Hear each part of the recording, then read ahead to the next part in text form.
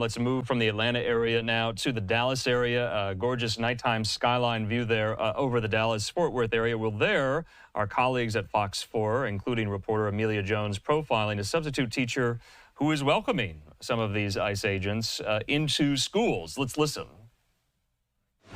Undocumented families across the country are feeling fear and worry after the Trump administration announced it would allow agencies to make immigration arrests at schools, churches, and hospitals, ending a policy that had been in place since 2011. I think children are worried. I think their parents are very worried. I think people wonder what is the next thing. Bob Sanborn is the president and CEO of the nonprofit organization Children at Risk. He says regardless of immigration status, children's education is protected by law. The Supreme Court has said that every child has an opportunity for an education, whether they're documented or undocumented. They have the ability to go to school in the United States. This weekend, Fort Worth ISD says a substitute teacher commented on an X post calling for ICE to raid Northside High School.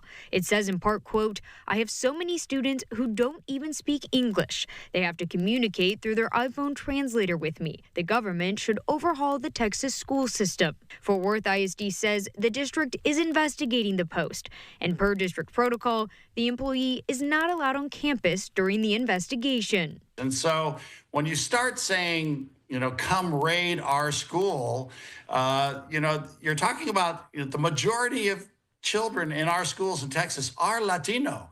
And so you just can't make assumptions. In a letter to parents and staff, Fort Worth ISD Interim Superintendent Karen Molinar tried to ease concerns by sharing that the district does not ask students or families about immigration status, and student privacy is protected by law.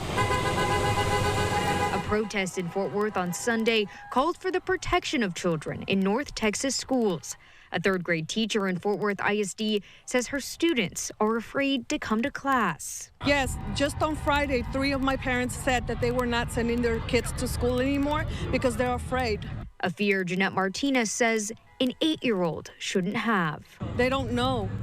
They don't know all this is evil, and they're just trying to get an education. Children should not be afraid. They should not. Sanborn agrees the kids should stay out of it. Yes, let's solve immigration, but let's not really worry kids any more than they need to be worried.